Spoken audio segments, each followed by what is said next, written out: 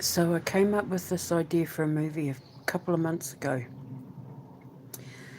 because I don't actually have like a paranormal horror, like where it's ghosts, like The Ring and ghosts haunting and doing things. And I came up with this idea for a movie called Tesla's Revenge. Now, the name of the movie might change, but it's basically going to tell the story of some paranormal investigators who go to do an investigation at the New Yorker hotel where Tesla died. And you can still rent the rooms and stuff. Like it's still going because I've just had a look. So it means that we'll be able to hopefully, fingers crossed, film on location some scenes. So these paranormal investigators are going to go and they're going to do a seance and use a Ouija board and stuff like that, and they conjure the awakening of Nikola Tesla. And when he breaks free, he goes on a rampage to seek revenge for the people responsible for stealing his work. And, going after their families and all of that. It brings Donald Trump into it because Donald Trump's uncle, who he's named after, Donald John, his uncle John, who I didn't realise until now was an engineer like Tesla and I, except I'm a biorhythmic engineer. I work with electricity and that biorhythmically, like where the body is the generator. Well, his uncle John was an engineer, and after Tesla was murdered, because he was hit by a car, he was murdered. A couple of days after he died, his uncle John was sent in by the government to come and take all his work. And it's the reason why we have direct energy weapons and HARP and DARP and EMPs and all of that. Tesla was responsible for all of it. They test those weapons out. And I'm pretty sure it's what happened to the lighthouse keepers at Eilean Moor up in Scotland, because he had just invented it. And certain weapons of his could alter your mind state. And it was only a couple of months after I moved in here, maybe only a few weeks after I moved in here, I was looking up some work in regards to Nikola Tesla, because I'd seen an article on YouTube about someone saying that he was fascinated by aliens, and his fascination with the pyramids of Giza was to do with him trying to make alien contact and all that sort of stuff, and it's bollocks. Because basically what happened was, if you look at the video that I did about the dendrolite, everybody's saying that Egyptians invented electricity. If they did, they invented it completely by accident, because what they say is the world's first light bulb and battery, I have always maintained was a healing lamp, because I was a beauty therapist and we used something called an ozone lamp that worked almost the exact same way, that you could put over the skin and it would heal the skin of things like acne vulgaris, acne rosacea, pot marks, really damaged skin. And I recognised what it was as soon as I saw, the unsolved mysteries of what the dendrolite is. And I think that Nikola Tesla and his fascination with my ancestors and that was because he was on to something, but not quite close when it came to healing frequencies.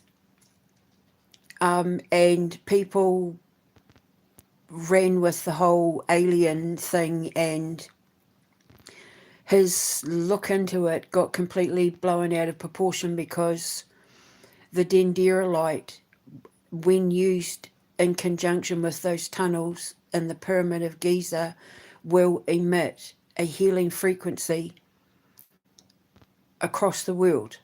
It'll come up like a beam of energy out of the top of the pyramids of Giza, out of those tunnels, and put like a healing frequency out across the world, which is the complete opposite of what Donald Trump's uncle used his weapons for. And I had a dream that I documented on X, I think, like a while ago, when Nikola Tesla was upset, and he said he didn't know what he was creating at the time. He didn't know that what he was inventing was going to be used to hurt people, that that's not what he signed up for as a scientist. He was trying to find ways to use his science and use electricity and all that to heal people. Now, in the video I was making this morning about, was it my Virgin Mary dream? Or was it my tour guide dream, my tour guide video? I was talking about how I was watching these dime museum videos because I need to find people who can help me get access to things that were in circuses and freak shows and all of that, to put in my restaurant. And I've put a link in the description box at 8 minutes and 15 seconds.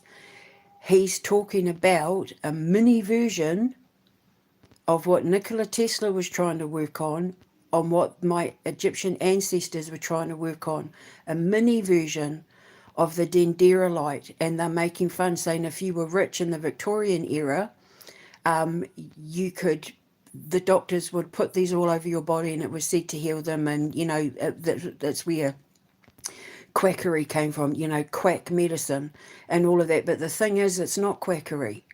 He touches it, the guy making the video touches it, and it works just like a Tesla coil.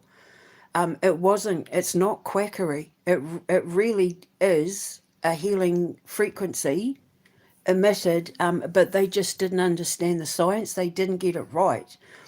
It was then used to, basically was the grandfather to AI. It's the grandfather to AI psychosis. It's the grandfather to, the big freeze and people hallucinating before the assassination. It's the grandfather to MK Ultra, basically. And the 5G towers and the EMPs and all of that. Nikola Tesla invented it. But he was wanting, how he wanted to give free energy? He wanted to heal people with that free energy. The same reason why they removed copper drains from everyone's houses, because the copper was making everyone healthy and live long, and they wanted to control people's lifespan.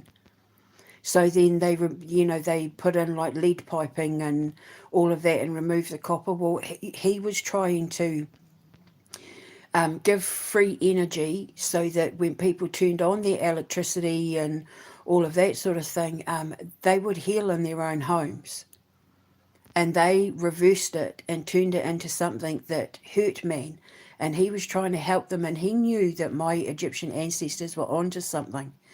And actually, in the Quantum Menace, one of my superhero characters, who is modelled after my sister, I named one of my characters after my sister Erin, because I just worship the ground she walks on. She's my hero.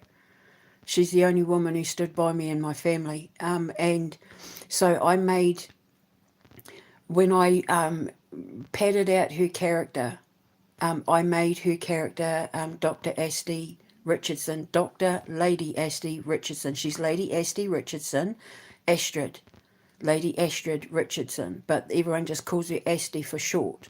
But she's a doctor, she's an archaeologist, like Indiana Jones. And there's what she doesn't know about, like Egyptology and all of that sort of stuff, because she's the one that gathered all the artifacts for, like, all the museums and that. She's like an expert, just like Indiana Jones, but a woman, from the same time period and everything. Because my sister Erin said she wanted her character to be able to dress like a flapper and stuff, because my sister loves like the 1920s and all that. So I had already kind of had her around that period anyway, but when my sister Erin said she wants to be able to see her character dress up like, 1920s and all of that, I wrote all of that in, and it's solidified.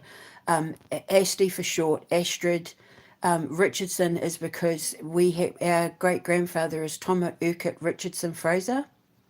Urquhart Castle, which is down the road from Boleskine Cemetery in Inverness. That's all us. and our great-grandfather, my Māori nana's father, it was Thomas Urquhart Richardson Fraser. So I gave her the name Richardson. And what happens in The Quantum Menace when you're first introduced to her character, because she's the one who helps, she'll appear in Unorthodox to help Father Peter, but she helps the Quantum Menace and all of that when it comes to reading signs and symbols from like ancient text and hieroglyphics and all that, so that the Quantum Menace can jump to whatever era he needs to be drawn to. She helps decipher codes and brings things to him so that he can figure out who the bad guys are, who's responsible for erasing history. And you're introduced to her through the fact that she's been working on some stuff in Egypt and talking about like where she discovers basically like the original dendrolite, where when she activates it, she gets zapped by it, and it cures her of her cancer, and she becomes immortal.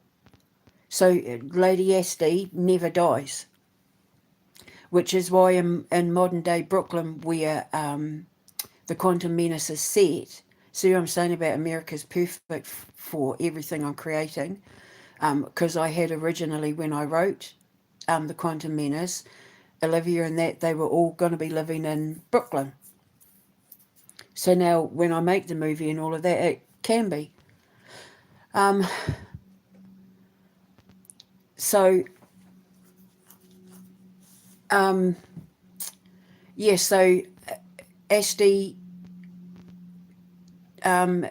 helps to, like, she's one of the ones that discovered the dendrolite, or the original version of the dendrolite, and so she's immortal, and that's why she's in modern day as well. And she also ends up going with Ben, who's also immortal, to go in the space program to go back in history. They basically go through a time machine to go back in time in order to erase Heracles in Quantum Menace 3, which is our Star Wars movie. The conception of Heracles, they go in a time machine to go back in time in order to erase Heracles' history, to erase him from history, so he can't erase the future. And yeah, so we talk about the dendrolite there.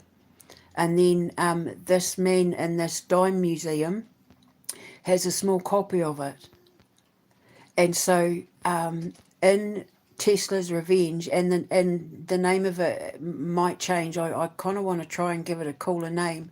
He basically gets conjured by the dead, by these paranormal investigators who are using spirit boxes and all that, and there's like a surge of electricity, and obviously I'm not going into details, but it brings him back from the dead, and then he goes on like a rampage, Ghostbuster style, to haunt the ancestors of the people who were responsible for his death, and who, because remember he died in poverty because they took everything from him. People responsible for his suffering, and he goes after and haunts their families. I can't remember the name of that movie, so you're just going to have to forgive me. I know I saw a little bit of the first one, and I was just kind of like, meh. I mean, it was all right. I remember the person being hit by the bus, thinking it was pretty cool, but I can't remember the name of the movie because I never got into the franchise. But there was a movie that came out a few years ago about someone who escapes death, or some people that escape death, and then death comes after them because they escaped their time to die.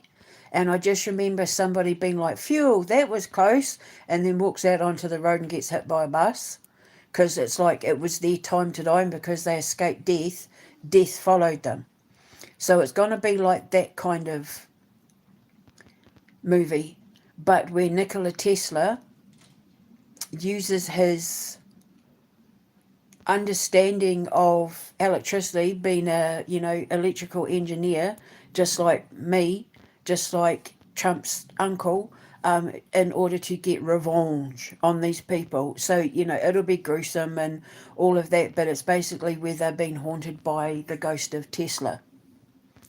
And then, of course, what I did, I removed electrical stuff, sockets and pylons and all of that, out of all of it, and turned the vessel into the pylon. I turned the body into the generator.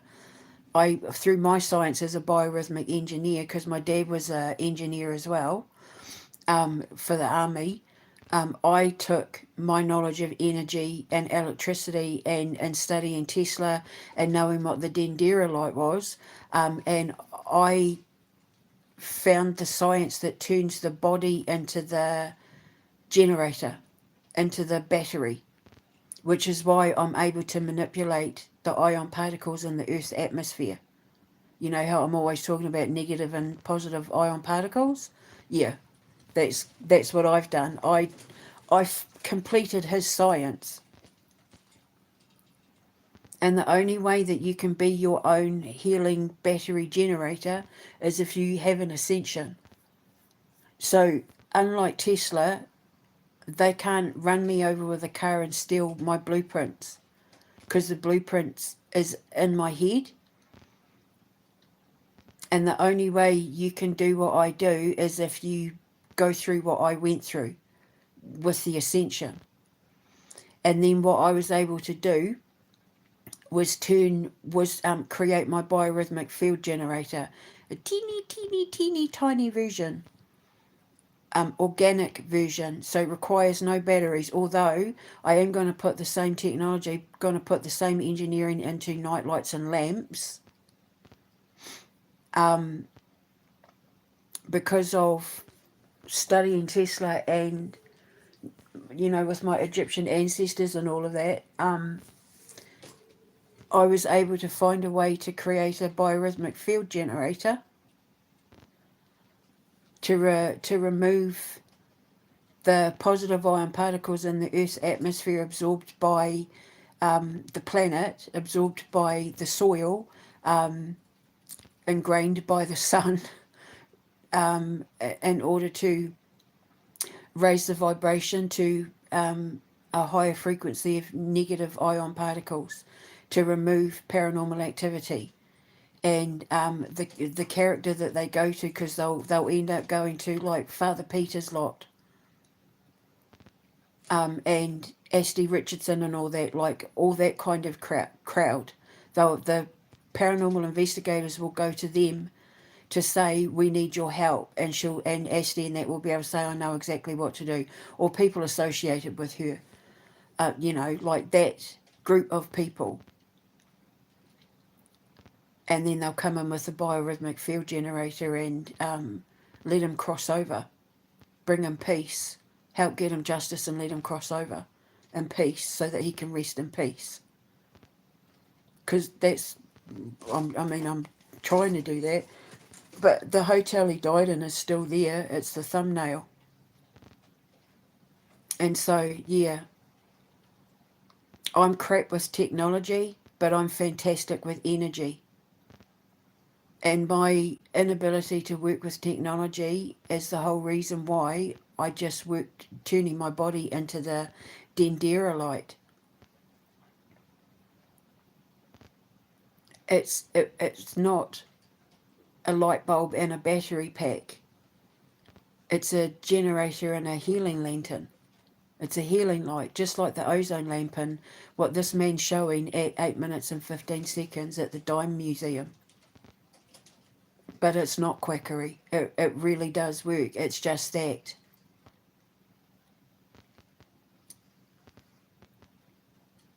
Um,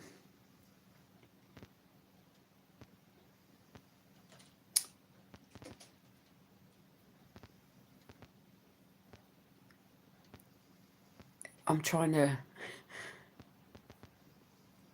um, redirecting the circuits. yeah, I'm trying not to say too much because they they turned this knowledge into weapons of war, and I'm trying to help him reverse all of that.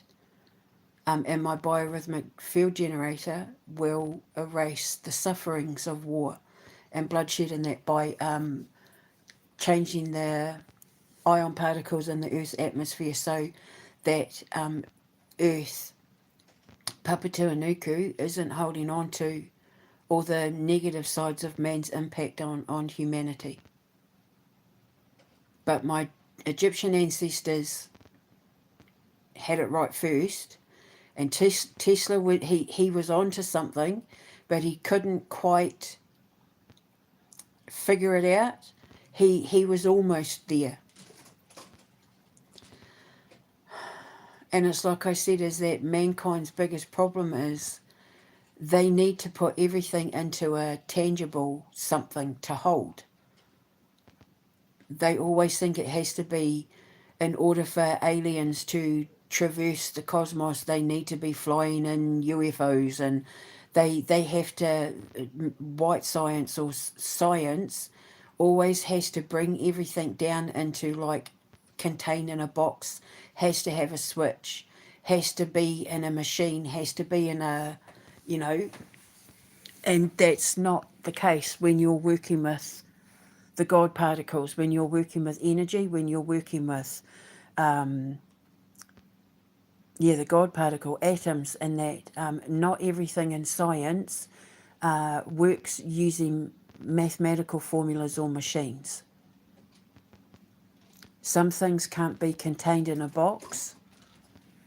Energy has to go somewhere, and if you want to ride the wave, you have to see how far energy can flow.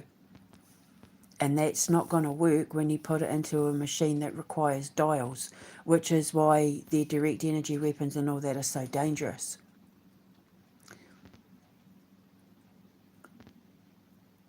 Their minds are incapable of being expanded. Their linear way of thinking slows down their ability to access the true core of the atom and the consciousness held inside it, which is all the knowledge of the universe since the creation of everything. To be able to have access to that, you can't be linear thinking. Only time is linear. Once you make a choice or decision, time becomes linear. Otherwise, in order to be able to access the atomic particle, your mind needs to be open and expanded, and that's one of the things that the Dendera was trying to do. But they came along and said, "Oh, well, it must be a light bulb and a battery." That's not what it was invented for. They were trying to show you that if you put the Dendera through those chambers, because they're sound chambers, they hold sound and emit sound and even Mayan temples and that, with some of those Mayan temples and the temples in Peru, how they have those windows when the wind blows through it, they sound like, it has that haunting woo sound. Māoris, with our Māori telephone, woo, woo, woo, woo, woo, same thing. But the Egyptians did it on a grand scale. And when we immigrated, when we left Africa and became Polynesians and populated the earth, we took the knowledge with it, but the knowledge got lost as the further we went along, and we kept little bits of the knowledge, knowing it was there, but we were never reunited with the original particles of it, because through immigration and we stopped passing our knowledge down from the generations, and that once we started learning to write everything down, and that then language took over and completely distorted everything. So the original translators of what we were trying to put out there got misinterpreted, which is why so many people think that my ancestors were obsessed with aliens when they weren't, with the elongated heads and all that. Well, they were trying to be aliens and they were aliens. They weren't. They really weren't. They were head binders. They bound their heads because they believed that if they made their skulls bigger, their brains would be bigger and they'd be smarter. and have better access to the cosmos and the knowledge of all time, because they understood that the pineal gland, which is, the eye of Horus, was responsible for how we're able to connect to the conscious universe. My Egyptian ancestors were a lot smarter than what they were given credit for. And then as white science came along and started studying, archaeology and philosophy and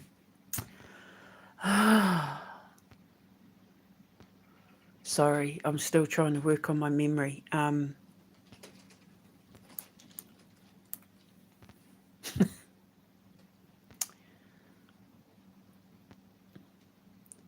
Not what's the one? Not archaeology. What's the one that studies cultures? Eesh. Anthropology. They came along and misinterpreted everything. They put their own interpretation on something that was higher than their knowledge, and so they brought my ancestors' knowledge down into the earthly realms and put it inside boxes and UFOs and gave it like a completely man-made knowledge and understanding that was beyond their capabilities, because nobody knows the cosmos better than Indigenous people. The first footers of all our nations know the conscious universe better than anyone, any civilization that came after them. And I'm running around trying to recorrect everything that they all got wrong. And, Nikola Tesla, God bless him, he was Serbian. And so he put his white science brain to something that was completely indigenous. He had his finger close to it. He was almost there. But then, of course, after he was killed and they took his stuff, they turned it into weapons of war.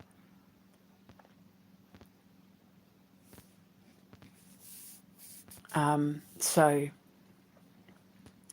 I'm trying to recorrect it all. So what I've done is I've completely removed the dendrolite and the direct energy weapons and that from the equation, and turned it into your vessel. Your body is the generator. Your body is the dendrolite. And my biorhythmic field generator, my electric one that requires batteries or being plugged in, and my organic one will do the exact same thing that he was trying to do, except I'm using it to heal the mind and the planet, the body of my grandmother, because she's haunted by all the bloodshed. She's haunted by all the death and destruction. And so my organic biorhythmic field generator can be used to fix all of that, based on, for me originally, it was when I was working on a kinetic engine, the idea for a kinetic engine. Where you drove the car using your mind, which is what Musk tried to steal. The Neuralink chip in his brain, the Neuralink chip, driving the car with the mind, which is why you see so many Tesla crashes and stuff. That's all I'm going to say. However, I don't need a chip. The body doesn't need. That's what I keep saying. They keep trying to put everything into tangible, but energy shouldn't really be controlled that way. Energy needs to be free-flowing if you want to use it to its greatest advantage. And that's the science that I'm proving. I'm the complete opposite. That's why in the Quantum Menace, Gideon Knight is based on Elon Musk, because he's my doppelganger. He's Gideon Knight, the doppelganger to Benjamin Day, because they're night and day. They're two completely different. But he tries to copy everything that Ben does. But everything he does is to control man and hurt man. You know, like in my robot TV series, it's like the $6 million man. It's all about him using his robots and that to hunt the mutant legion, the Quantum Menace mutant legion. It's kind of like a cross between $6 Million Man and the Incredible Hulk. So, but my kinetic engine, you just use your mind. But the only reason why I didn't work on developing it any further is because kinetic energy is most stable in an unbalanced mind. You know, paranormal activity, poltergeist activity. Poltergeist activity is, that's why they call it mind bullets, because it uses kinetic energy is called mind bullets, because people who experience poltergeist activity are using their mind, and the kinetic energy is bouncing off them and hitting objects and making them move and throwing voices and footsteps and all that sort of thing. The mind is creating it, and it fires off bullets. And so I thought, until I can perfect what it is I'm working on, it probably wouldn't be safe to put that energy inside an engine of a car, a kinetic engine, because if someone was in a bad mood or someone was depressed or they hadn't ascended and worked on themselves and they had addictions and that sort of thing, they'd crash the car. That, yeah, it would be fatal. So I stopped working on that and moved the science over to biorhythmic energy, which was I started working on when I got locked up and they took my phone away from me because Chris had lied about. He said I was putting stuff on Instagram that was upsetting my children, but it was to cover the fact that I'd had a private conversation with my sister about him wearing ladies' lingerie and hosiery. And so I had my phone taken from me, and because I was going into anaphylaxis twice a day and my scars and that were starting to split open, I had to start working on a way to heal my body from the effects of what I was being put through, because they couldn't understand that I was an Indigenous physicist working on things that were way beyond their level of intelligence. Having not investigated anything that my ex had said, they just took his word for what he said I was doing, running around the house with a knife, which wasn't true. It was my son to protect his mother. And yeah, and then of course when they started looking into what I was doing, they couldn't understand any of it. And then lied on legal documents about things that I had, things that they interpreted to be completely wrong, like offensively wrong, arrogantly, offensively, illegally breaking the Equality Laws Act wrong. But it was the only way I knew how to stop the pain, because I was starting to rot from the inside out, because all my C-section scars and my surgery scars had split open, and I kept asking to see a doctor. I kept asking for help and nothing was being done, and nothing was done for 3 months, bearing in mind I was locked up from June to the end of October. Or I think I was let out, I think, on my ex's birthday. So beginning of October. And so I had been asking for like 3 months, and I was starting to stink. I was rotting. I was stinking up because my skin was rotting. It was all green and grey, and when my sister found out, she went absolutely ballistic and threatened to sue the hospital and everything, because I had been using my phone to try and generate some healing frequencies to help with the pain and the vomiting and all that. So then I had to come up with another way to do it, and I used my greenstone.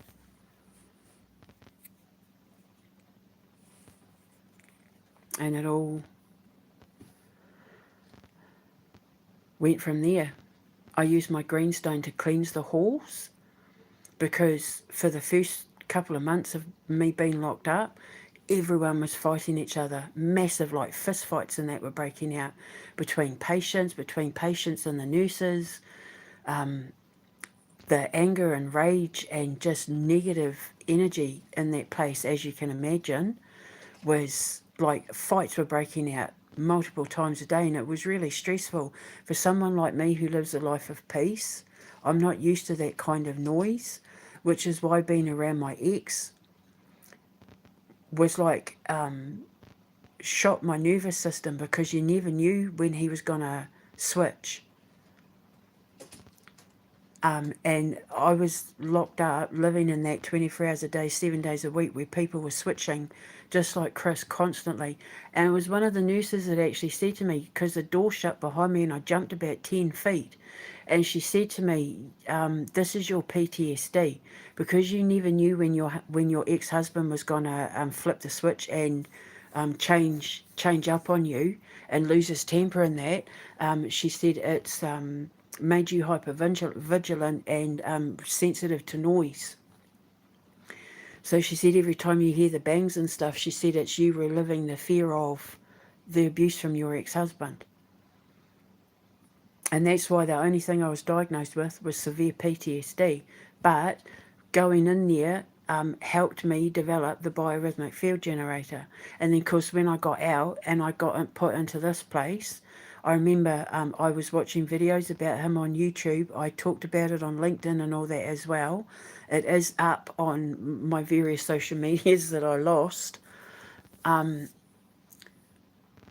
was having a Sunday roast, my first Sunday roast, where I was actually having vegetables and that for the first time, because remember I'd been starved for so long. And I was working on it then. I was eating my roast dinner at the table, thinking about the video I just watched, and I was putting two and two together between my biorhythmic field generator and what they were saying about Tesla. And then, of course, later on, when I started doing my The Mystery Inside History shows, I talk about the dendrolite, because I like to look into things in science and history that people can't explain. And then when I saw the dendrolite, I thought, oh, that's what Tesla was working on, and then this, and then that, and then blah, blah, blah, and his whole Tesla coil, and then the ozone lamp, and then now this dime museum talking about, it's where the term quack came from, because rich Victorians used to think that these pulses and that could heal them from various things. But the thing is, they're making fun of it, but it's not, like, there is a real science behind it. And like I said, it's Lady Asti talks about it in her introduction to the Quantum Menace. So, Tesla's Revenge is basically where these paranormal investigators are going to go to the New Yorker hotel. Hopefully I'll get permission to film there. And they'll do a paranormal investigation.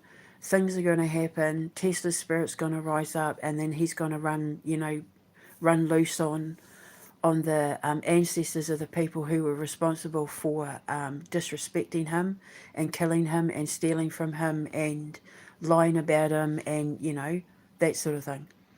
And then they'll come to the same people that are in the circles that Asti, because Asti will only be in Brooklyn, that Asti and Father Peter and that those kind of scientists sort of thing, they'll have access to them.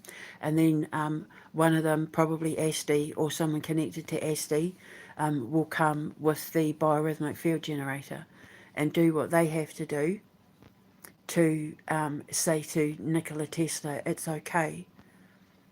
You you got justice. The people responsible for what happened to you, you've gotten justice. God has given you justice. God has granted you justice. You can rest in peace now. Now, the interesting thing is, when I was looking up the name of the hotel where he died, apparently he'd just gone to midnight mass at St. Patrick's Cathedral.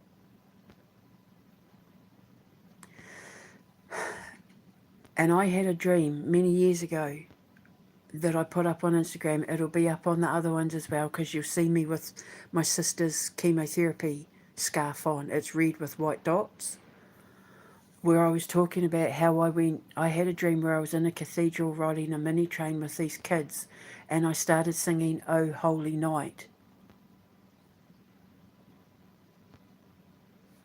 in this cathedral, which I later found out was called St Patrick's Cathedral, and I never forgot it because Patrick is my dad's confirmation name, George Edward Patrick, and that's the church he went to before he died. And I had that dream where I was in St Patrick's Cathedral singing "Oh Holy Night."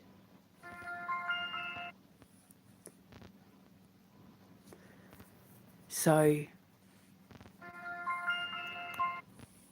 sorry, my phone's ringing. Right, so I'm going to go.